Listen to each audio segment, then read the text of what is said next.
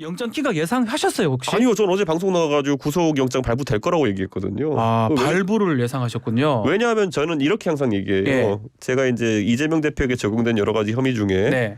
백현동, 성남FC, 그다음 대장동 여기까지는 예. 나는 솔직히 이거는 지자체장들이 하는 일반적으로 하는 행정 행위의 범위에서 얼마나 아하. 벗어나는지 잘 모르겠다. 예.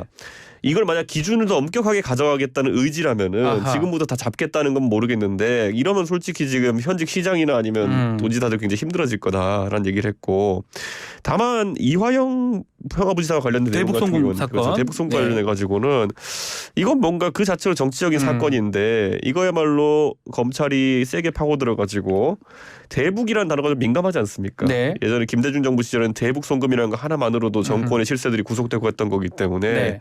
이게 어떻게 될지는 지켜봐야 되는 건데 저는 솔직히 이렇게 생각했어요. 어차피 공판주의 때문에 많은 증거를 감추고 있다 보더라도 검찰이 너무 자신만만해하지 않았습니까? 네. 그리고 한동훈 법무부 장관이 여러 장치를 깔아놨잖아요. 예. 와가지고 이런 식으로 하면 자범들이 다 따라할 거 아닙니까라는 식으로 했던 것도 기억날 테고요. 그리고 저는 또 상당히 도발을 많이 했잖아요. 한동훈 장관 얘기. 그렇죠. 그러니까 저는 뭐 믿는 게 있나 보다는 생각을 다 했겠죠. 아하. 그러니까 앞에 아까 말했던 세 가지 혐의에 예. 대해 가지고는 이거는 1심 가도 예를 들어 어떤 불구속 기소가 된다 하더라도 하나당 3년치 걸릴 재판이다라는 생각을 했던 것이고, 아하. 다만 여기 이제 쌍방울 김성태 씨라든지 예. 아니면 이화영 평화부지사 같은 경우에는 이건 정치적으로 좀 파괴력이 있는 이벤트다. 그래가지고 이걸 지켜봤던 거고, 막판에 그런데 영장 신청할 때 증거라고 나온 것들은 결국에는 증거 인멸에 대한 부분 아닙니까? 위증교사에 대한 부분 아닙니까? 네. 이거는 이것만 까고 가려나 보다는 생각이 있었어요. 아하. 예. 이것만 까고 대중적으로는 그래서 이걸로 까고 공판에서 나머지에 대해서는 증거를 숨기고 있다가 재판에 가려는 전략이냐까지 생각했는데 이번에 그 판사가 한 말 보면 이거밖에 없었더라고요. 이거밖에 없었죠. 예, 예. 위증 교사 이 부분밖에 없었다는 그러니까요. 거죠. 소명이 안 됐어요. 위증은 또 이 큰 또 줄기는 아니라고 보면 예. 또 예전에 그 사건 검사 사칭 사건 관련된 그 내용이잖아요. 그러니까 이런 거거든요. 앞에 있는 본 범죄에 대한 예. 부분에 대한 위증 교사라는 게 본 범죄에 대한 소명이 부족한 상황 속에서 과연 성립할 수 있겠느냐도 법리적으로 고민해야겠지만은 그렇죠. 저는 뭐 이거는 제가 봤을 때는 누가 갖다 붙인다 하더라도 이거는 검찰이 2년 동안 뭐 했냐라는 얘기를 들을 수밖에 없는 상황이다. 아하. 저는 이렇게 생각합니다. 근데 국민의힘 논평은 법원이 개딸에 굴복했다 이렇게 바로 나왔습니다. 저는요, 그 밤에 잠이 부족하면 잠을 자는 게 중요하다 생각하거든요. 아, 자야 된다. 새벽 2시 반에 꼭 기다렸다가 그런 예. 걸 내고 자야 되는지 아. 그건 의문이고, 예.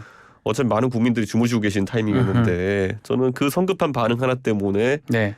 더 사태가 심각해질 것이다. 저는 오늘 이제 9시 반부터 양당이 의총을 한다고 하는데 긴급 의총 열립니다. 예, 예. 저는 가장 이제 뭐 민주당 쪽 반응은 뭐 대충 예상이 되는데 국민의힘 쪽 반응이 저는 예상되는 게 분명히 지금 이제 김명수 사법부 질타한다고 또 갈 거고요.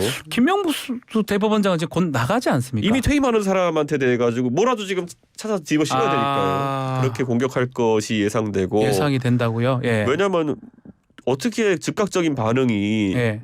그 사법부가 개딸에 굴복했다는 식으로 나올 수가 있습니까? 아하. 이거는 저는 이런 생각을 해요. 사법부를 자극하는 것도 정도가 있지.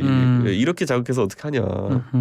이 사람들 예전에 뭐 이런 거 아닙니까? 이준석 대표 가처분 시절에는 1차에 지니까 사법부 공격했다가 그렇습니다. 2차에서 또 이제 또 자신들 쪽이 이기니까 사법부가 이제 올바른 판단했다고 했다가 지금 또 이재명 기각하니까 이건 또 사법부가 잘못했다고 하는 거 아닙니까? 네. 그러니까 이렇게 말이 왔다 갔다 해가지고 어떻게 집권 여당이라 할 수 있겠습니까? 그러면 이제 책임론 중에 한동훈 법무부 장관 이야기 책임이 좀 불가피하다고 봐야 됩니까? 그러니까 보통 이런 정치인에 대한 어떤 수사가 결국 실패로 귀결되는 모양새로 가게 되면은 수사를 했던 검사들이라든지 아니면 큰 틀은 검찰총장이 책임지는 것이 일반적인데 지금 이 모든 과정에서 거치고 나가지고 지금 이 방송 청취하시는 분들은 대한민국 검찰총장 이름이 뭔지 모르실 겁니다. 그러니까 저는 이번에 그러면 이원석 검찰총장이 책임질 일이 있느냐? 아무도 그렇게 생각 안 할 겁니다. 뭐 어떻게 발언이 없었던 것 같아요. 이원석 총장 관련해서. 주도적으로 이번에 보면은 법무부 장관이 앞장을 섰던 것 같고 그러다 보니까 결국 책임을 져야 된다는 얘기가 나온다면은 한동훈 장관에 대한 이야기가 나올 수밖에 없는 상황 아니냐. 아하.